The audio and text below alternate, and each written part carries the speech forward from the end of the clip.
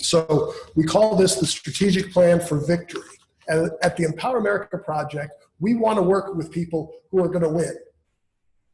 I'll say it again. We want to work with people who are going to win. There's never such thing as a guaranteed victory in anything in life. And there is a place for people who run in really challenging races who have a very unlikely chance of winning.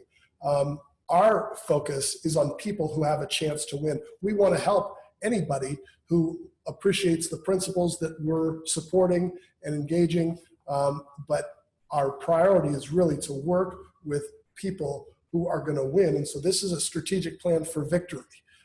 We're not planning to make, we're not working on these things to just make anyone feel good. The goal is to win. Or why do you get involved? Why do you engage? And the goal of winning is to have an incredible impact on our nation based on the principles in which we believe. So I wanted to put that front and center. This is a strategic plan for victory. Brad and I are going to take turns with these sessions. We want to see questions in that chat. So if anything pops up, we can see the chat from where we're sitting. And if you see us kind of, it looks like our eyes are going beyond the camera. That's what we're doing, is looking for your questions. So hopefully we can get some good interaction. Yeah. All right, so I want us to talk about building a strong foundation. And the most critical thing to build a strong foundation is to recognize how difficult and challenging politics are. Our world is increasingly angry. So the main question, which is consistent with know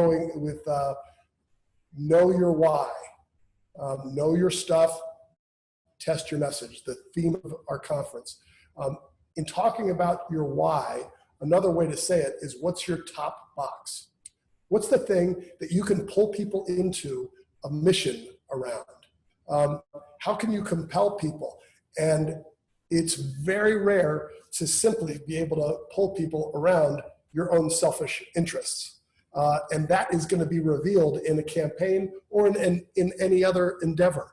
So your effort can't be about you. That's why we say that when you know your why, it's not about you. And your top box is the thing that drives you. For Ceci Iglesias, her top thing was fixing education. She wanted to fix education and better represent the families in her area so that the children, her children, your children, would have a better education. So your top box is the thing that is going to jump out that you want people to remember you for. And recognize, like Cecilia does, that politics is hard. It's not going to be easy. And if you're running for office, it's 24/7. And Brad, obviously, just pop in anytime you want. In knowing your why, this is what we want you to do, or what you should tell anybody else who wants to run for office to do. Write it down. Write your why down. It's going to be critical. And like I said, send us your why. We will give you feedback. And some of the things to just think about to get this stuff right is, what are your values? What are your core convictions? What are your principles and your passion? And you also need to put down, what are your positions on today's issues? And why do you take those positions? It's going to be a great exercise, and it's all there. One of the questions that came yesterday: what happens when somebody asks you about an issue that you're not an expert in? Well, this is within your why, within your kind of written down statement. There's a place to write down all the issues and where you are, and if there's an area that you're not an expert in, start to learn about it. Figure that out. So you've got to lay all of this out clearly and comprehensively before you decide to run. So we want you to run as a dynamic leader. That's the next section of this curriculum. We do not want leaders to be wallflowers. Yes. You have got to get in the mix, right? If you're a static leader, people aren't going to follow. Your why has to be good, but you've got to have a dynamism to you and an ability to engage that causes people to say, you know what, that's a person who they know how to listen and they respond appropriately. And they're not just up there spouting talking points. And whatever somebody says to them, they don't know how to respond. So at Empower, we want dynamic leaders. And like DJ said, we do not want leaders to go out there who are kind of stuck in anger and only frustration. There are things to be angry and frustrated about. But that can't be the whole message that you have. And any organization or campaign always reflects that leader. And so if you are a person who sees slights around every corner, then you're going to have staff in a campaign who there's politics within the campaign. And there's so-and-so's in power, so-and-so's in power. The campaign and your organization is going to follow who you are as a leader. And Jimmy, I think that Sissy was a perfect example of that, right? She talked about, she didn't have a lot of money. Right. But what she had was the support of the people who saw how much she worked, and they believed in her message, and they wanted to follow her, and they followed her all the way to victory. And she found the support of those people, and I think that she's finding that support also as she's running for mayor. The cardboard signs was a great example. Wasn't it? A great example. I mean, it's so organic. It's so organic, and it reflected, who she was as a leader that we might not have a lot, but we're going to work hard, and what we're working for, we really believe in. And that was totally reflected in the campaign. So, and also when you're leading a team and you want people to follow you, you also have to demonstrate that you have the ability to follow, that you can be a team player. So these are some of the critical, big issues that you want to think about as you're considering whether or not to run for office.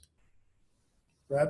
Yeah, and so as we're talking about running for office, like DJ said earlier, happens 24/7. That means you are going to be on the campaign trail 24/7. Like he said, whether you're going to campaign events, whether you're going to fundraising events, or whether you're running in the middle of the night to Walmart to pick up some groceries, whatever that might be, you need to be on 24/7. And that also means that you need to be able to manage your time wisely. There's going to be some times, and we're going to talk about this a little bit later on, but there's going to be some times where you have to make some fundraising calls. There's going to be times, sometimes, right? There's going to be a lot of times where you have to make fundraising calls because campaigns run on money. There's going to be times where you have to take out time for your family. That has to happen. Normal life doesn't stop. You're going to have to take the kids to school. If you're running in like Roxy talked about yesterday, if you're running and also maintaining a 9-to-5, that's going to have to be a part of your life as well. Yep. And so you have to be able to manage your time wisely because you can't burn yourself out. But if you're not managing your time wisely, you won't spend time on the things that matter in your campaign. And that's so important. You have to make sure that you're getting the message out, like that you're raising money, like we talked about, and that you're door knocking. And we'll talk about all the things that you need to do with your time, but you have to make sure that you're managing your time wisely and that you have the team around you to help you do so. And also, and we've talked about this before, you have to be a happy warrior. Nobody really wants to vote for the person that's always talking about the doom and gloom and how bad things are and what they're so angry about, what their grievances are. You get a lot more. I think it's an old Southern saying where you attract more flies with honey than you do with vinegar, right? You get more people involved. You get more people on your side. Even people that might not agree with like you being a Republican or you being a conservative. They might go, you know what? I might disagree with what that guy says, but he's a good person, and I might want to sit down and listen to what he or she has to speak about. And that's so extremely important that people remember you as a joyful warrior. Nobody really remembers the guy who's always angry, whose spittle is always flying from their mouth, or they're always slamming their fist on the table or about something. It's so important that you maintain being a happy warrior, being a joyful person as you're going out on the campaign trail, or if you're talking about some sort of public advocacy issue, like Sissy talked about earlier, in talking about education and school choice and educational freedom for kids in her community. But again, really importantly, it's important to be yourself. You can't just be, I'm happy. It has right. to be genuine. Yeah, it has to be genuine. And if you're not a joyful person, naturally, of course you need to work on it, but also, there's just a level of authenticity that you can't have it be fake, I guess is my point. It's got to be authentic. And happiness can mean different things to different people. So we're not encouraging false happiness. Right. Yes. It needs to, but people tend to follow people who are more joyful and happy to be engaged. Anyway. Yeah. And then the last thing, especially as we talk about just conservatives who don't typically fit the mold, right? We're talking to a diverse group of people. We're talking to women. We're talking to people of color, African Americans, Asians, Hispanics, across the board, right? Those differences don't define you. And a lot of times you'll hear people classified as, oh, that's just the Black Republican, or as Ceci talked about earlier, that's just the Hispanic Republican or whatever. Those differences don't define you. What we all are is we're all Americans, and we all bring a unique experience to the table. We all bring our own unique stories, right? And here in America, we have the advantage and the privilege. I believe it's a privilege of, in some way, shape, form, or fashion, we're all immigrants here, right? Unless you are a Native American, we all came from somewhere. Nobody's family originated here, and nobody's experiences are exactly the same, regardless of whether you come from California or whether you're here in DC or in the surrounding areas. You are a different person, and you bring a different story to the table. But those differences don't necessarily define you, because we all are Americans. And I think that's so important when we talk about bringing a unity to the country and bringing unity to the story, and about who we all are as a people is extremely important. And so as you begin to talk about your story, and as you begin to talk about the work that you're doing, don't forget to let people know, yeah, I might be a Black conservative or whatever that might be, but that doesn't trump the fact that I am an American first, and that's so important to your story. And so what we're going to talk about now, and that was everything kind of surrounding the candidate, who you are as a person. And so what we're going to talk about now pertains more to your campaign. We're going to talk about all the different things that go into building a campaign. We're going to talk about all the different things all the different skills that you need to have, and the people that you need to surround yourself with. And so like Jimmy talked about earlier, we work with people that want to win, right? Mm-hmm. And nobody gets there alone. No, trust me, there's nobody that has ever run for office successfully that ran alone. You need to have a team behind you. And so what we have here listed is just about 7 people who you need to have. These are positions that you need to have to either hold you accountable or to work as force multipliers to move forward in different spaces. So you got to have a campaign manager, and we'll talk about more in detail about who all these people are, but we do want to list them out for you guys. You do have to have a campaign manager who's kind of like your chief of staff, who's running everything day to day. They're running the playbook. These don't have to be 7 different people. That's true. They don't have to be 7 different people, but you do have to have people filling these roles. Right. You do have to have people filling these roles.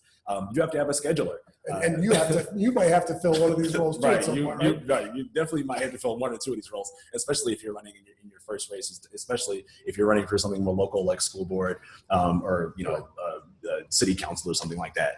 And you definitely need a scheduler.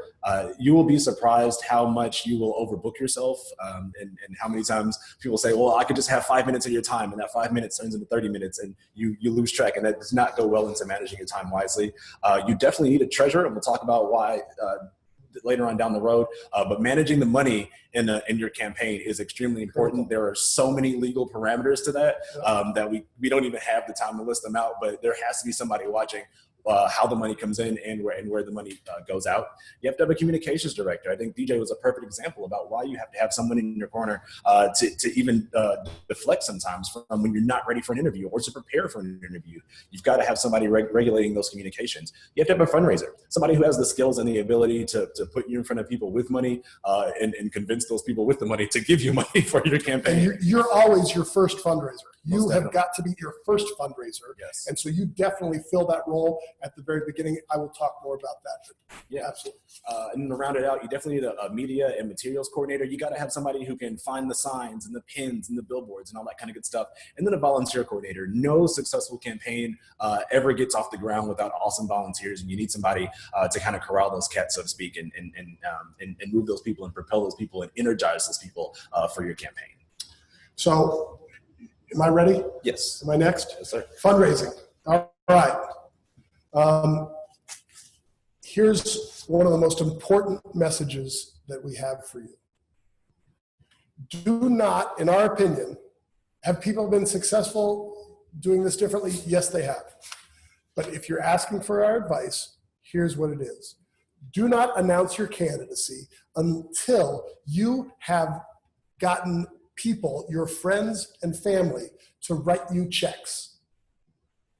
Do not start a campaign until you personally have asked people to write a check, or if they will you commit to write me a check if I run for office?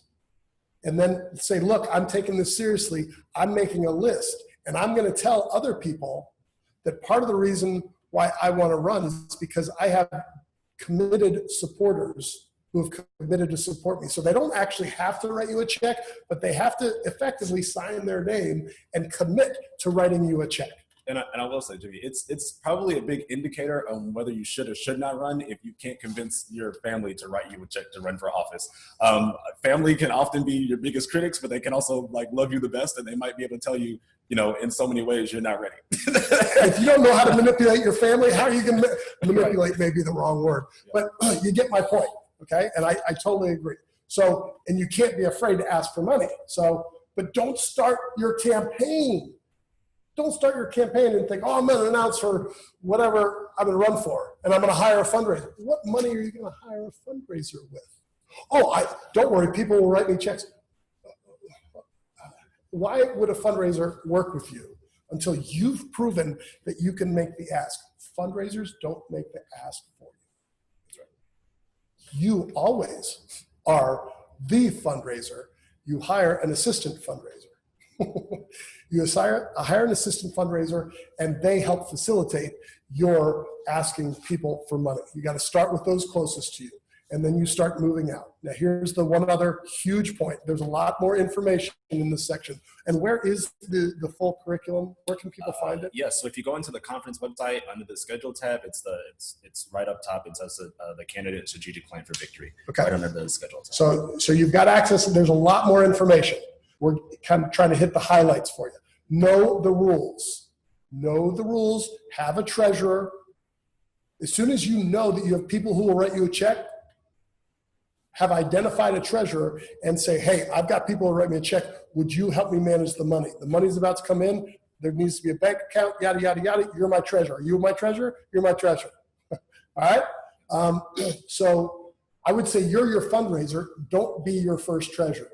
Yeah, don't do that. All right? They may have to be a volunteer, but and you also need to have somebody who can help you know the rules. The information is out there. You can go to, if it's federal office, the FEC, state and local office. I know there's a resource where the election commission, the election commissions in your local area. And I want to point out, it's extremely important to know the rules because if you break these rules, you can go to jail. There are consequences for breaking these rules, and every state's different, especially if you're running in a statewide race or a state or a local race. There are restrictions to how much money individuals can give you, and the disparity is totally different based on the state that you're in. If you're in Texas, it's $5,000 for a state or local race. If you're in Ohio, it's $13,000. So you need to know the rules because you have to report this to the government, either your state election commission or to the FEC. And when they start seeing that kind of stuff, it's a quick way. And nobody's going to give you money if you break the rules early. Nobody's going to. You didn't even know what you were doing. So anyway, know the rules. It's on you. Okay, that's fundraising. Now you have to know your political environment, and it gets back to what I said at the very beginning. If you're, in my opinion, if you're trying to run for office, if you want to get into public service, if you want to have an impact, win. Play to win. Is there a role for taking I've got a long shot in this race? Yes. Your goal ultimately has to be to win. There are tons of people who have lost, and you shouldn't just sit on your hands because you think, I can't win. Jimmy said I have to win.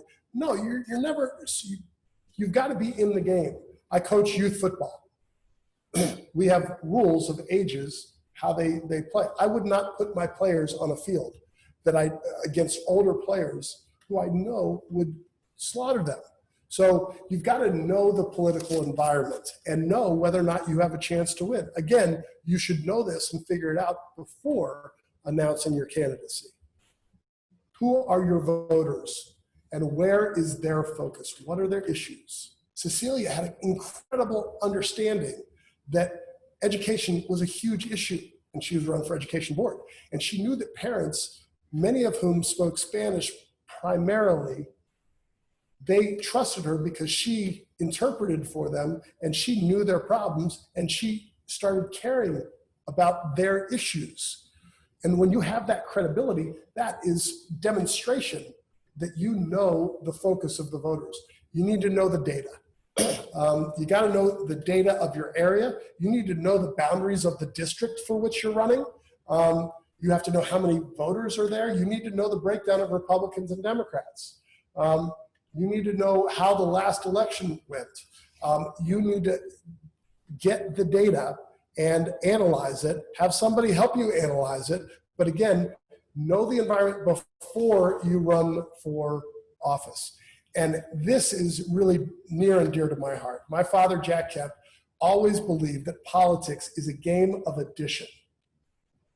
All right? We're at a fascinating time in politics, and this is a whole other conversation. There can be plenty of people who can disagree with us.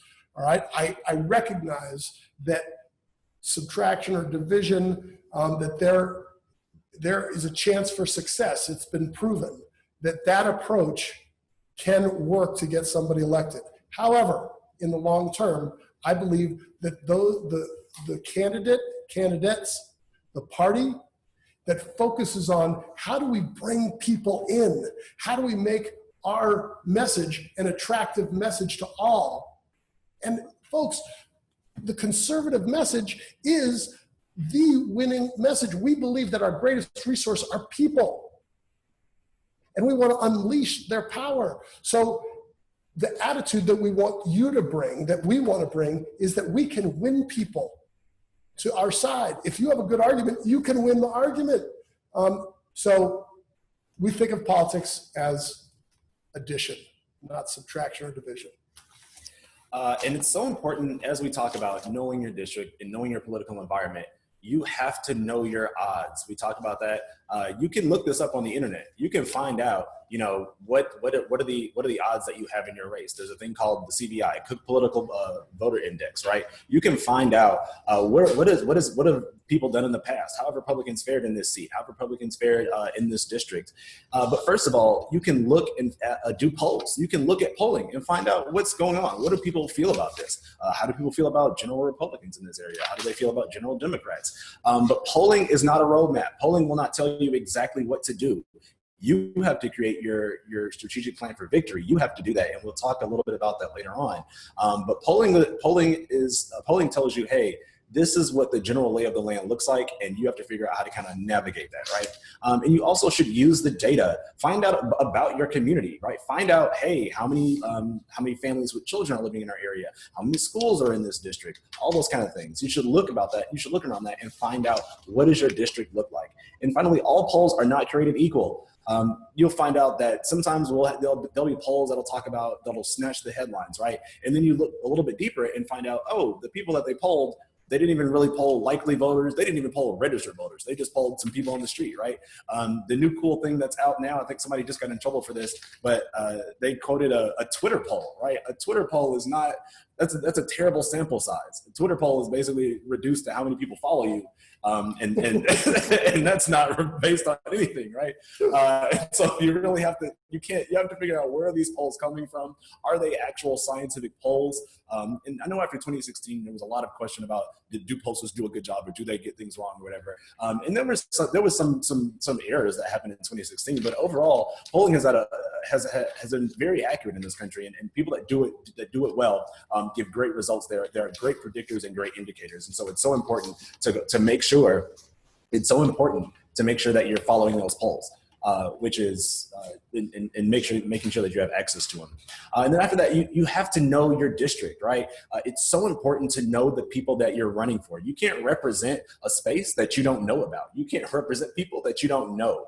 You can't say that you want to improve the schools in your district, but you can't name more than 2 schools in your district, right? It doesn't work that way. Or the counties in your district. Right. And it's hard. It's actually hard because so many districts, just thinking from the congressional, the federal level, legislative level, the gerrymandering means that districts are just, so this is honestly, I don't know how it is at the state or local level, but you may be trying to represent an area that you don't know very well. So Yeah, and if you don't know your district very well, get to know your district very well, and it might be hard. I think I came here to DC from Texas, and Texas is massive, and so I think about Dan Crenshaw, whose district sits in a city in a county, versus Will Hurd, whose district expands from San Antonio to El Paso, right, which is half the state, and too many counties and towns to try to even name and or pronounce and think of.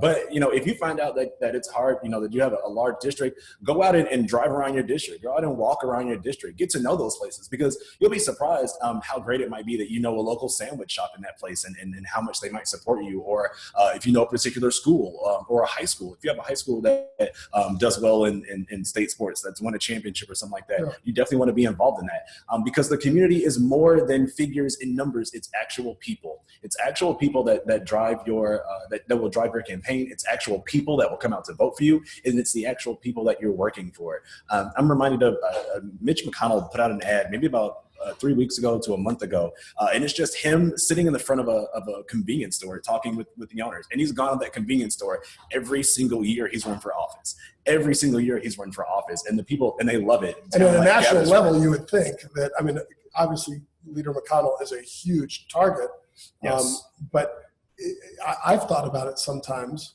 How does he keep on winning? Well, it's because that old adage, politics is local. He knows and one of the things I wanted to add to what you're saying, it's not just figures and the statistics and stuff, but if you know an issue that's being talked about at the local diner, and you know that, this place is talking about a legal case that just happened, that somebody declared for bankruptcy, and there's a business, and the law could have had an impact. A law being changed could have had an impact. You have to be knowledgeable about that local issue and do know the facts about that. Make sure that you have somebody brief you if you have a team, but ask questions of people and say, hey, what are they? What is that issue? Why are you all talking about that? But you've got to be able to get around that district. So that's critical. Yes. All right. So legal and ethics. Actually, before I get to legal and ethics, I wanted to say one other thing about fundraising. It is so important. We have so much to say. You need to be clear and make no bones about asking for money. Be short, succinct, and believe in yourself. You've got to rehearse before you start the process, and you've got to state the issue that you care about most deeply, what's wrong, and what you plan to do about it. We want doers, and that's the most compelling thing. If you ask somebody for money, they say, I'd love to give, but I've got to talk to my spouse. Here's a great follow-up.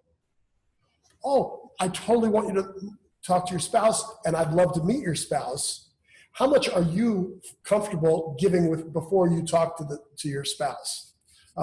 So they may think you're asking for $1,000, but if you put them on the spot, again, this is a little bit like dealing with reporters. How do you put people not on the defensive? You're not trying, but in a friendly way. How do you challenge them and say, well, how much can you spend without telling your spouse? That's not how you're saying it, but you get the gist. But if they say, oh, well, I can give you $50. Oh, great. Can I get your credit card information? You got to ask. Always be closing, ABC. Now, there are also, there are fundraisers, there's personal asks, and then you've got digital and mail. We cover all that stuff in our fundraising section. And we're happy to talk about that. Okay, legal and ethics. Talk to counsel, find out whose job it is to do political law. I've got a great guy here in DC. He helps people around the country. He represents many congressmen. He's happy to be a resource for us to guide you in the right direction. Talk to legal counsel, make sure you have it. I'm not a lawyer, and I don't even try to play one. You need, from an ethical perspective, you have got to have zero tolerance and make that clear up front. Tell anybody who gets involved, just be clear, there's zero tolerance for racist, sexist, or other derogatory remarks You're not trying to make everybody overly sensitive, but you have to state up front that we have a zero tolerance policy. We have to be above reproach. We're running for public office, for public service. It's a high calling, and we are a zero tolerance operation. I'm thinking about Bob Dole, and it's funny this actually came across my timeline. Jack Tapper tweeted from Bob Dole in his 96 RNC speech. He said, if there is anyone who has mistakenly attached themselves to our party in the belief that we're not open to citizens of every race and religion, then let me remind you, tonight this hall belongs to the party of Lincoln, and the exits, which are clearly marked, are for you to walk out as I stand on this ground without compromise. And you have to be uncompromising and unwavering in your commitment to that. And you have to be able to clearly state that, not just for yourself, but for your staff as well, as a way of operating internally in creating an outward-facing organization. Yeah, and like I said yesterday, Senator Scott's statement to the president after the debate, clarify that remark. Make sure you make the point. Both parties should be really clear about that. If they aren't, that is a huge problem. You're open to anyone who wants to be a part of the vision for an America that believes in our Constitution or our Declaration of Independence. It's about ideas and solutions. It's not about skin color, gender, or any of those identifying characteristics that are prejudiced. And safeguard all communications. This is why we had the Google Civics team talk yesterday about safeguarding your communications. Everybody's got to be safe, and you've got to tell everybody that on social media, they are now a part of you. If they're a volunteer for you, their social media needs to be cleaned up. Your social media sure as heck needs to be cleaned up if it needs to be cleaned up. I hope it doesn't. But safeguard all communications.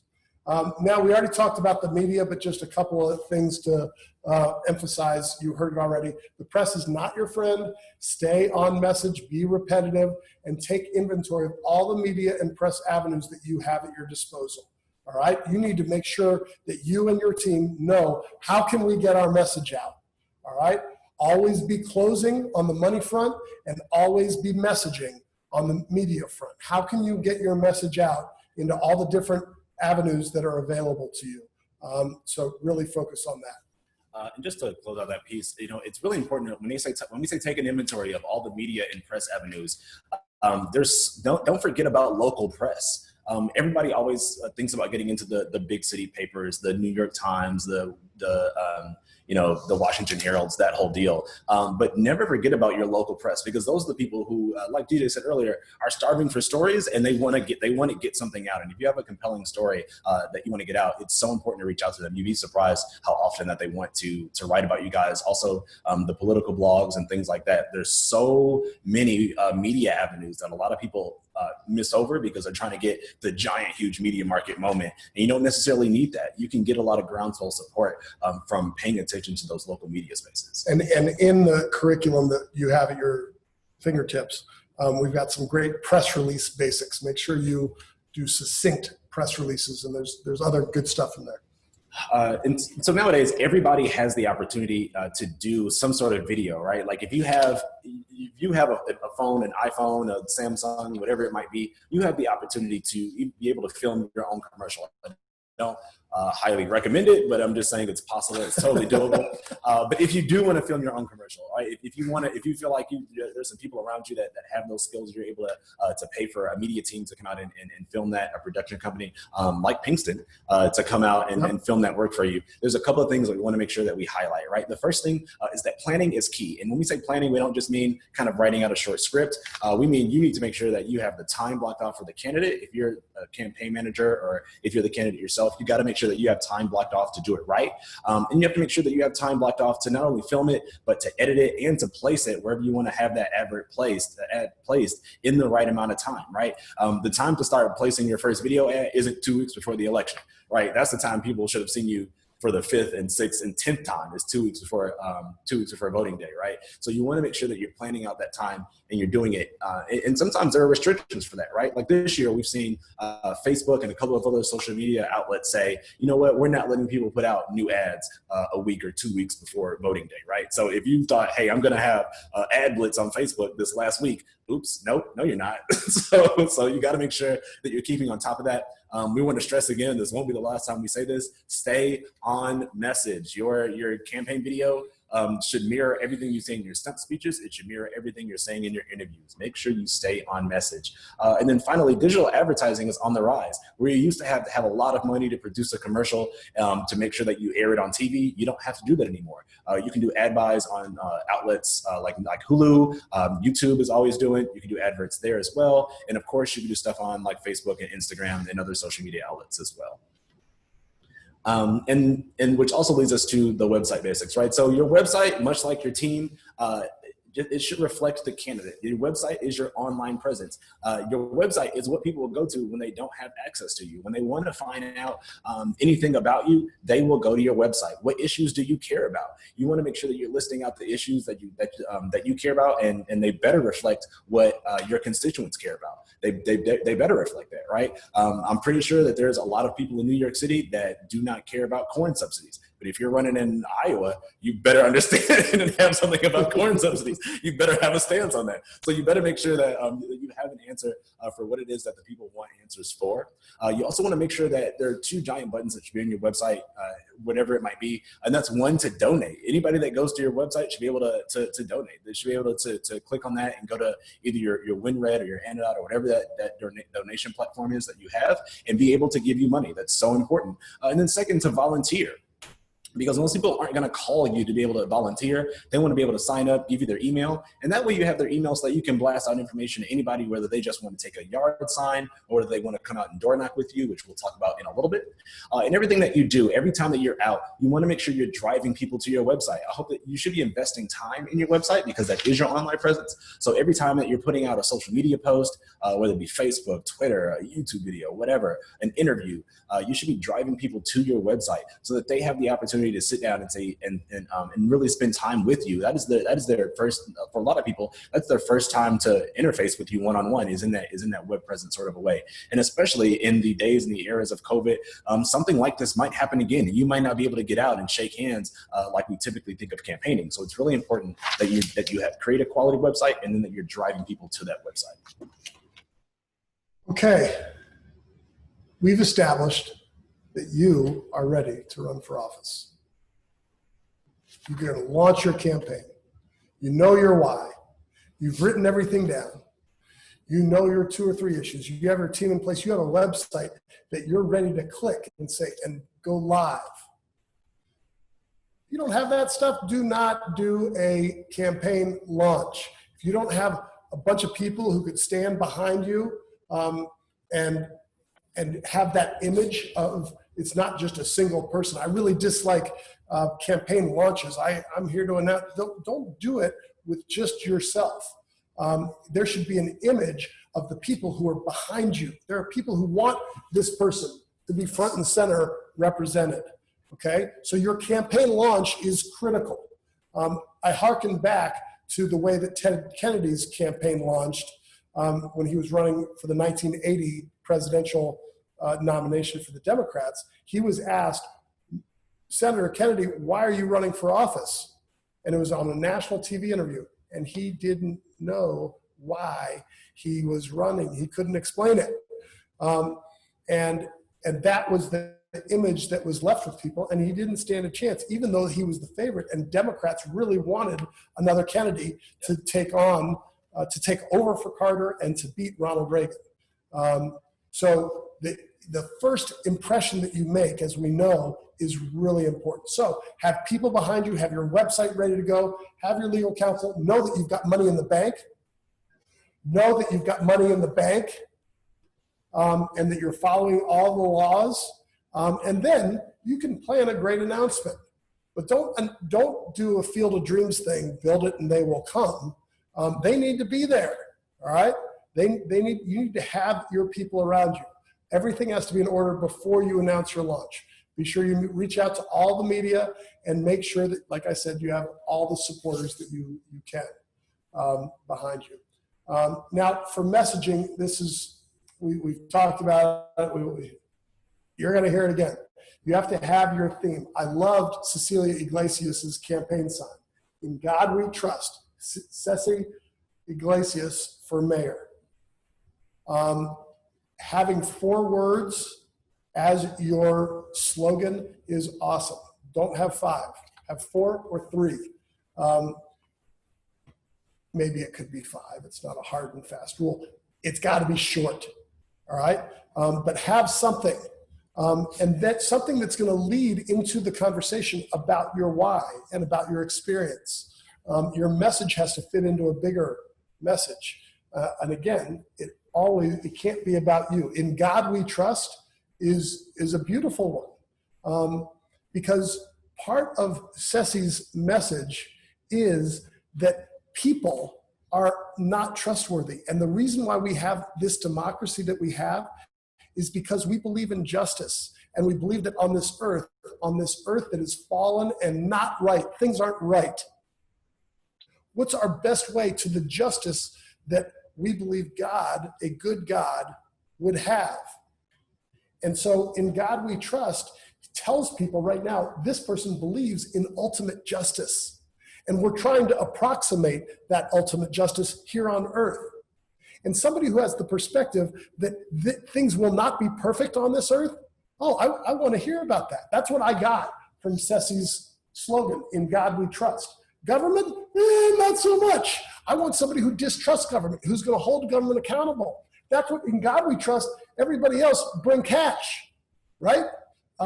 So have that message, and it'll give you the opportunity to open the doors. To explain what you stand for. So have an overall theme and create 30-second, 90-second, 30-second, 90-second, and 5-minute stump speeches. So there was a congressman named Vin Weber, and he was a young congressman in the late 70s and early 80s when my father was a congressman. My dad was a congressman from 71 to 89.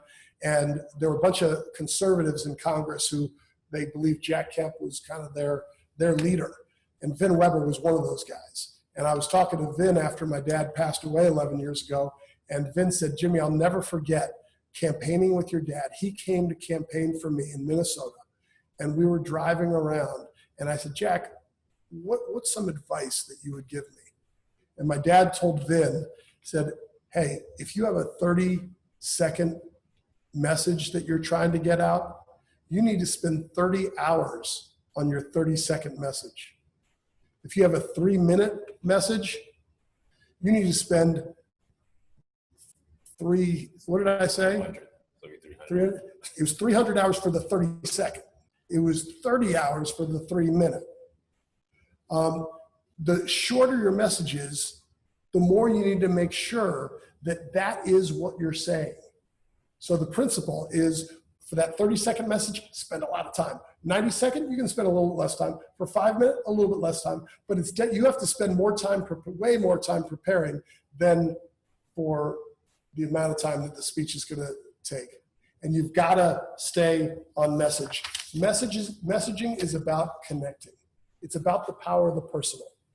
And if people see you connecting with them, understanding their issues, if they see you listening, that is what's going to have an impact, and it's going to keep you on message.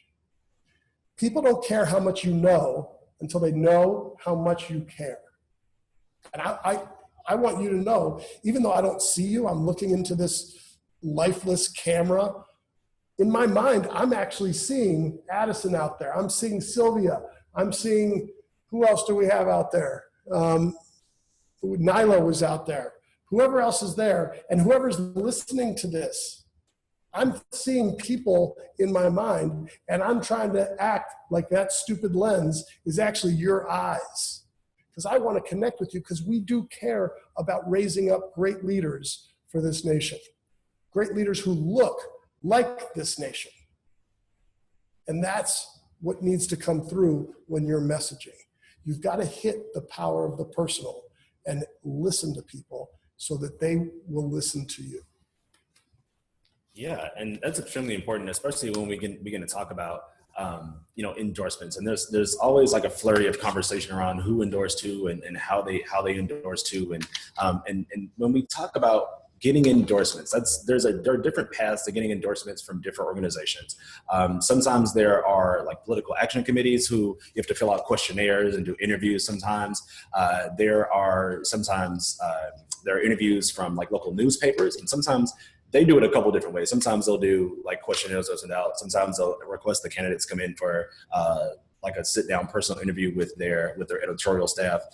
But every endorsement isn't good, right? I'm immediately reminded of President Trump in 2016 when he was still then candidate Trump, received an endorsement from David Duke, a former Klans member. And that was like a huge deal. And his immediate reaction was like, well, I'm not too sure about who that guy is or whatever, but that's not an endorsement that you want, right? Like that's not, nobody wants like the Klan endorsement.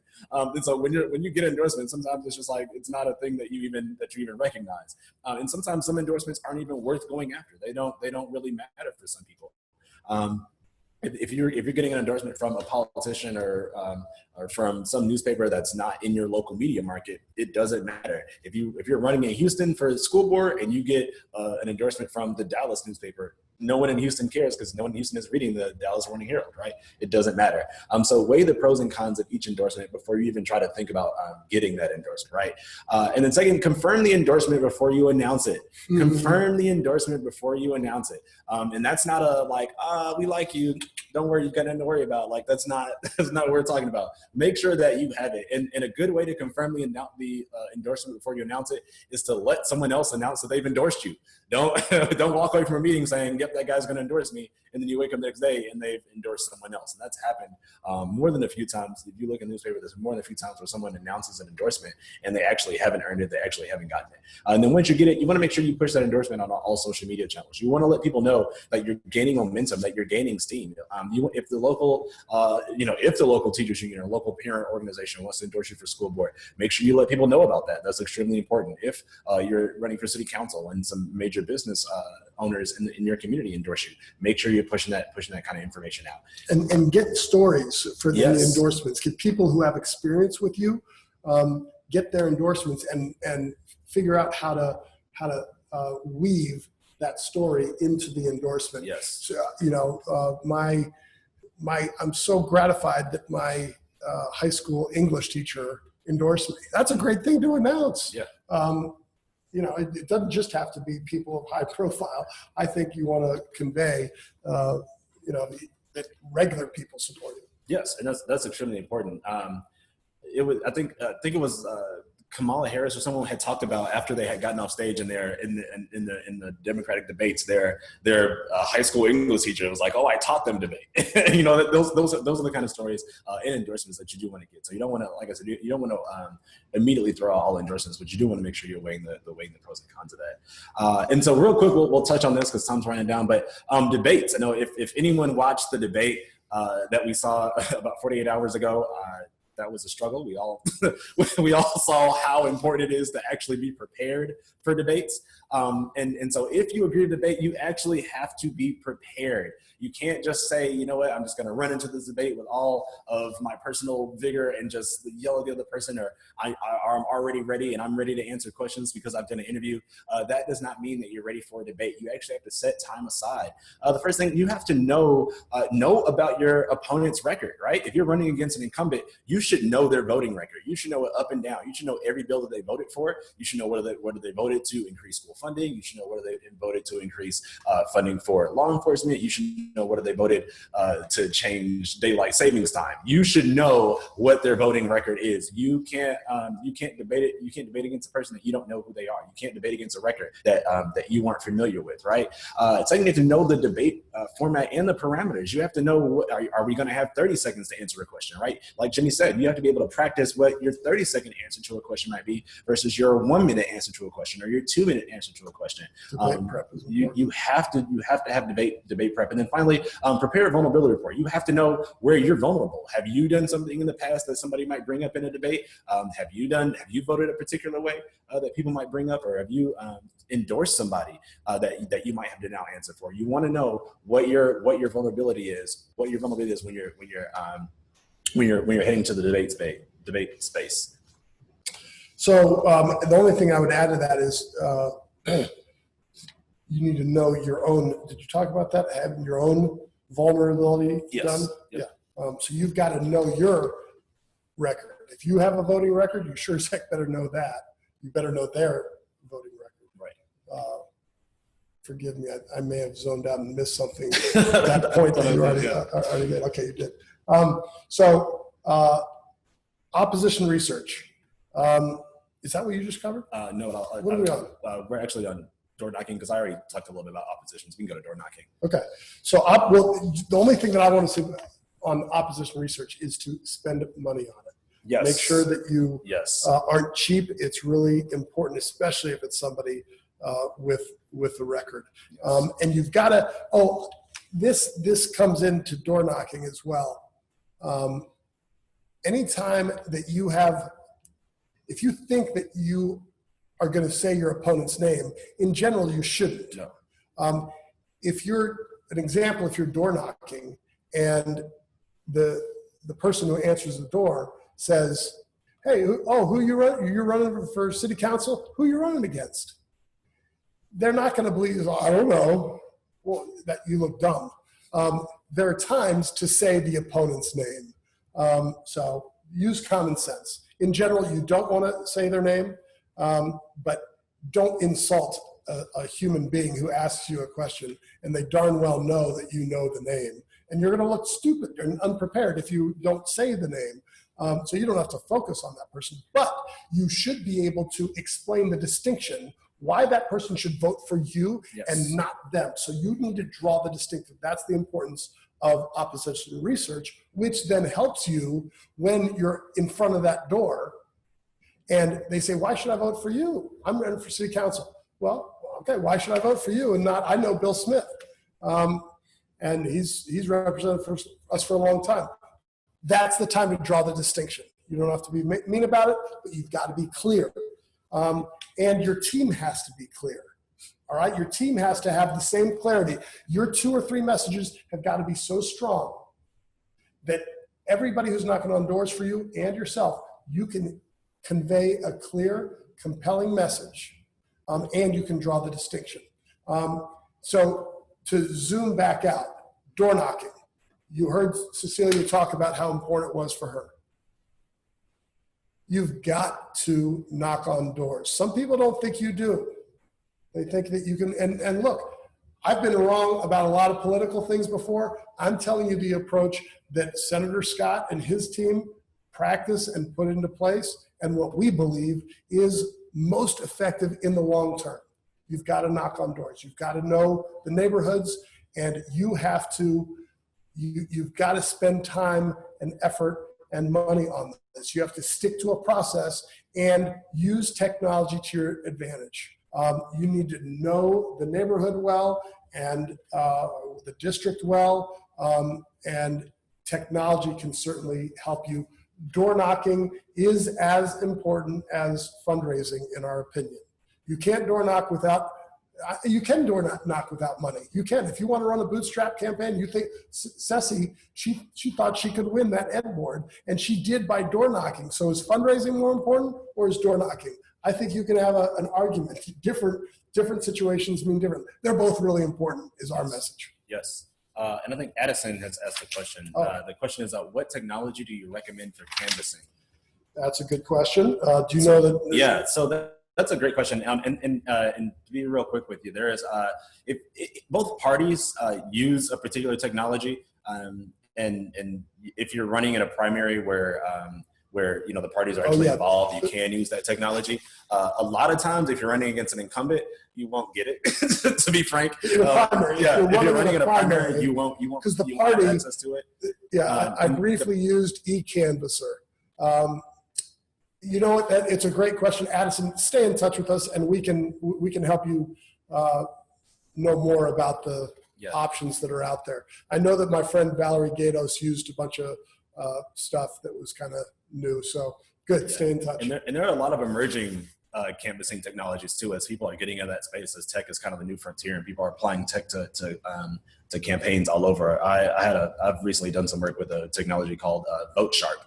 And it's a great technology that allows people to actually share the information that they find door knocking with people in different campaigns real time. So. One quick thing, don't door knock at times when people would be bummed out, a stranger being at their door. Yes. Keep it during the light and summer, 9 to 8 p.m. as fall is coming, it gets a little bit darker earlier. Yeah, and so these last pieces that we're going to do in the final minutes that we have, we're just going to kind of talk about some big things for the team members that you should have, or the major team members that you have. And so we'll talk about campaign managers. If you are a campaign manager, and this is we're talking to people who don't necessarily want to run for office, if they do want to help their friend and bring all the organizational skills that they have to the game. The number one thing that you have to do as a campaign manager is develop a campaign plan and stick to it. Listen. The candidate has a lot to do. The candidate has to make sure they're knocking on doors. They've got to be on 24/7.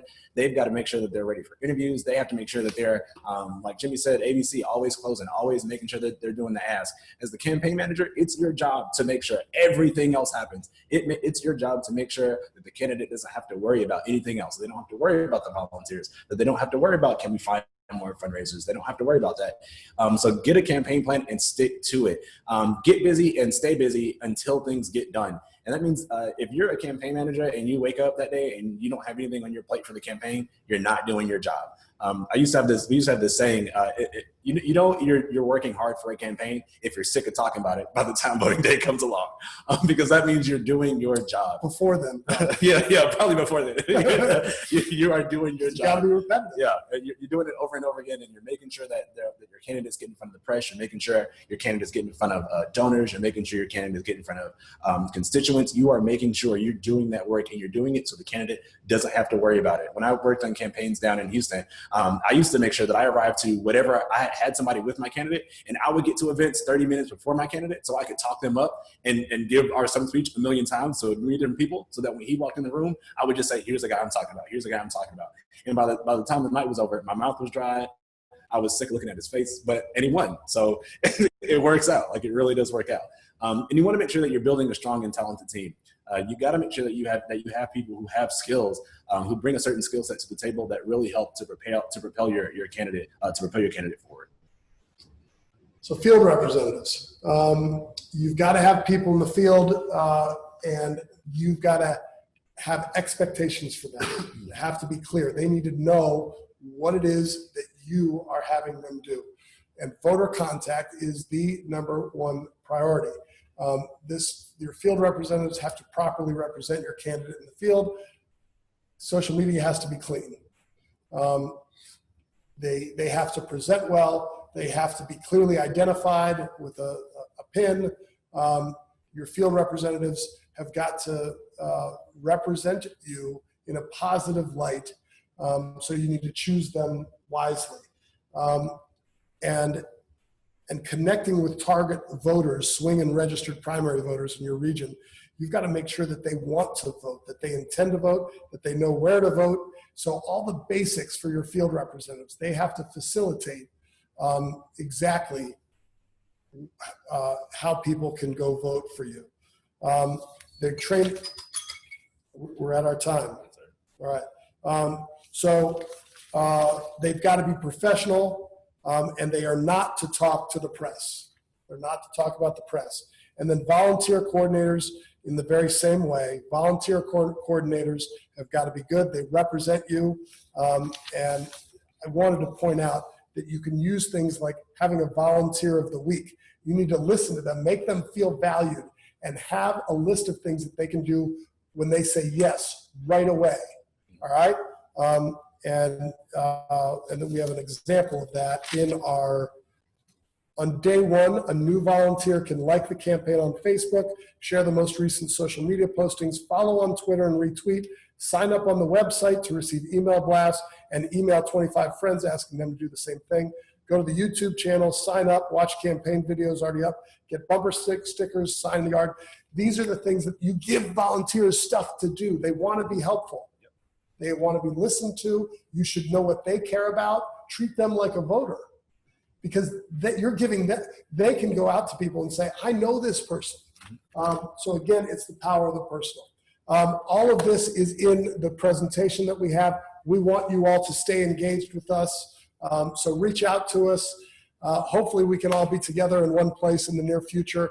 Thank you for all your patience with some of our technological challenges, and we are really looking forward to the next phase for Empower America Project, for our leaders who are going to run for office one day. I want to thank Brad for all of his work on this conference, the rest of our team members, Tyler Harmon and David Deeren, and we are really grateful that you took time to spend with us. Please stay in touch. And before you guys all leave, we want to make sure that if you have any more questions about Empower America Project, that you visit us at empower.org. You can follow us on on Twitter and Instagram at Project2, the number 2, Empower. And of course, on Facebook, we are Empower America Project. Make sure you like, share with all your friends, all that kind of good stuff. And if you missed out on any of the sessions, or there was any information that you guys want to find out, we'll have links to this information later on.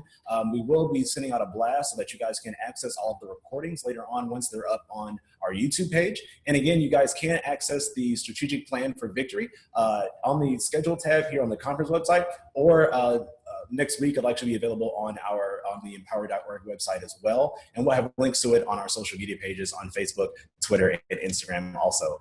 We want to say thank you guys so much for showing up. This was awesome. We can't wait to have you guys out again and actually be able to do this in person once the Rona dissipates or it goes away. Whatever. I don't know. Right. Who knows what the bar is? Right. And thanks to Google Civics. Yes, shout out to our awesome America's Future sponsors. Foundation. Yes, shout out to Rachel and American Future Foundation, and Maria and Erica over at Google Civics, man. We can't wait to see you guys again, and I guess we'll see you later.